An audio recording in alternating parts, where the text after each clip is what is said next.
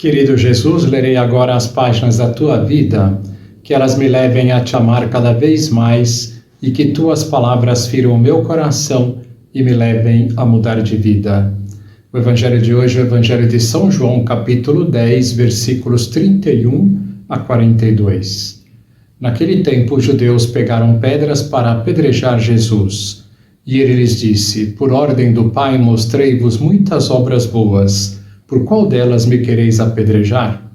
Os judeus responderam: Não queremos te apedrejar por causa das obras boas, mas por causa de blasfêmia, porque, sendo apenas um homem, tu te fazes Deus.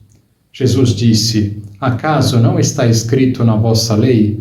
Eu disse: Vós sois deuses. Ora, ninguém pode anular a Escritura. Se a lei chama deuses as pessoas às quais se dirigiu a palavra de Deus, por que então me acusais de blasfêmia quando eu digo que sou filho de Deus, eu a quem o Pai consagrou e enviou ao mundo? Se não faço as obras do meu Pai, não acrediteis em mim. Mas se eu as faço, mesmo que não queirais acreditar em mim, acreditai nas minhas obras, para que saibais e reconheçais que o Pai está em mim e eu no Pai. Outra vez procuravam prender Jesus, mas ele escapou das mãos deles. Jesus passou para o outro lado do Jordão e foi para o lugar onde antes João tinha batizado, e permaneceu ali. Muitos foram ter com ele e diziam: João não realizou nenhum sinal, mas tudo o que ele disse a respeito deste homem é verdade. E muitos ali acreditaram nele. Palavra da salvação. Glória a vós, Senhor. Vamos olhar para Jesus. Penso que o Evangelho desta sexta-feira é uma boa ocasião para meditarmos na realidade do pecado. Para isto, basta refletirmos sobre as primeiras palavras do Evangelho. Os judeus pegaram pedras para apedrejar Jesus. Podemos nos perguntar: o que fez Jesus para merecer ser apedrejado? O próprio Jesus fará esta pergunta aos judeus: Por ordem do Pai mostrei-vos muitas obras boas. Por qual delas me quereis apedrejar? Este é o mistério do pecado. Ofender a Deus, que é pura bondade, puro amor.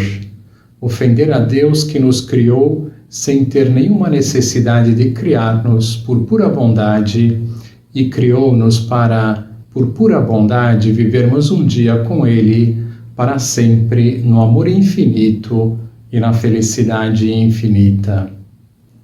E qual é esta estrada para alcançarmos este fim? A estrada dos 10 mandamentos indicada por Deus, que é a estrada do bem e do amor. Se saio dela, saio do caminho do bem e do amor. O nosso papel é seguir esta estrada, só isso. Porém, quantas vezes viramos as costas para os 10 mandamentos? Isto é o pecado. Vamos tentar entender agora a malícia do pecado. Tentar entender, pois nunca entenderemos totalmente, já que entender toda a gravidade do pecado supõe entender a Deus, e isso é impossível para nós. A malícia do pecado. Para entendermos a malícia do pecado, precisamos voltar ao pecado original. Deus criou nossos primeiros pais, Adão e Eva, e os colocou num paraíso aqui na terra. E de modo figurado disse que no meio deste jardim havia 2 árvores, a árvore da vida e a árvore do bem e do mal.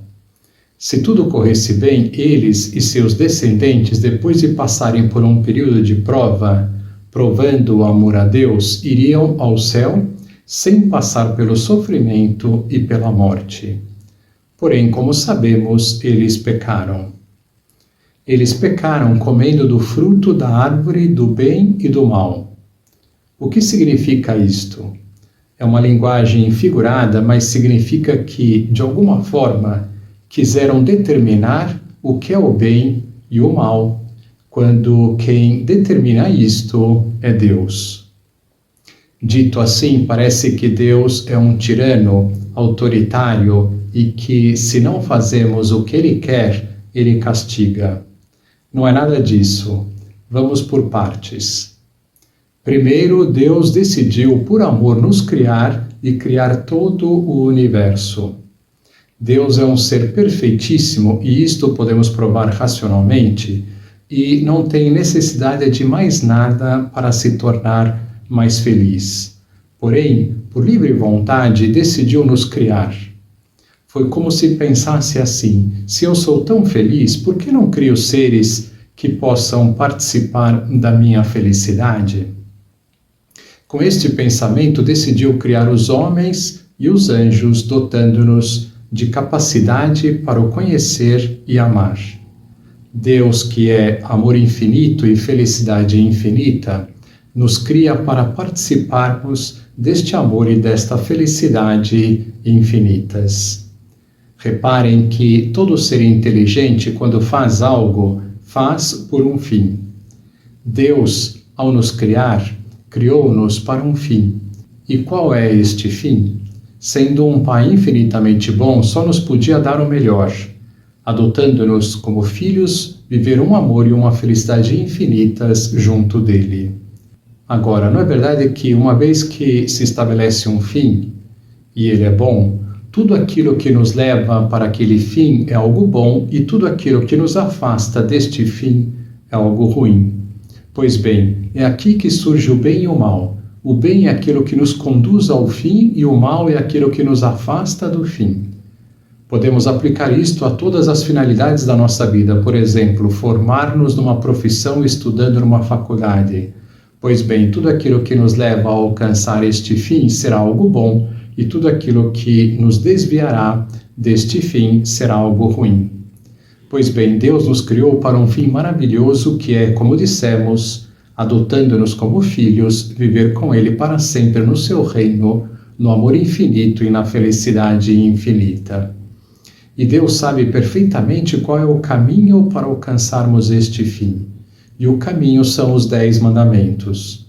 Nós, como criaturas, se fôssemos sábios, seguiríamos perfeitamente o caminho estabelecido por Deus, já que o que Deus quer de nós é a nossa felicidade infinita. Porém, com a nossa liberdade, podemos nos insurgir contra Deus, movidos pela soberba, desobedecendo às suas leis, querendo ser os donos do nosso caminho, donos do que é certo e do que é errado, que é comer do fruto do bem e do mal. Podemos então definir o pecado como dizer não aos mandamentos de Deus. O problema é que, ao dizer não aos mandamentos de Deus, estou dizendo não a Deus e não aos seus mandamentos. Para entender a malícia do pecado, precisamos fazer estas duas distinções. Então, em primeiro lugar, dizer não a Deus. Se digo não a Deus, estou desobedecendo a Deus, e desobedecer a Deus é afrontar a Deus, ir contra Deus, a quem devo todo o respeito, por dever tudo a Ele, começando pela existência. E isso em si já é um grande pecado. Porém, quando dizemos não a Deus, estamos dizendo sim para nós mesmos, e isto gera inúmeros males. Leva-nos a fazer de nós um Deus, servindo a nós e não a Deus. E servindo a nós, tudo o que existe, Deus, os outros, o mundo, será um instrumento para os nossos interesses, não importando se faço mal aos outros ou não, se os mato, se prejudico alguém, se destruo a vida de alguém.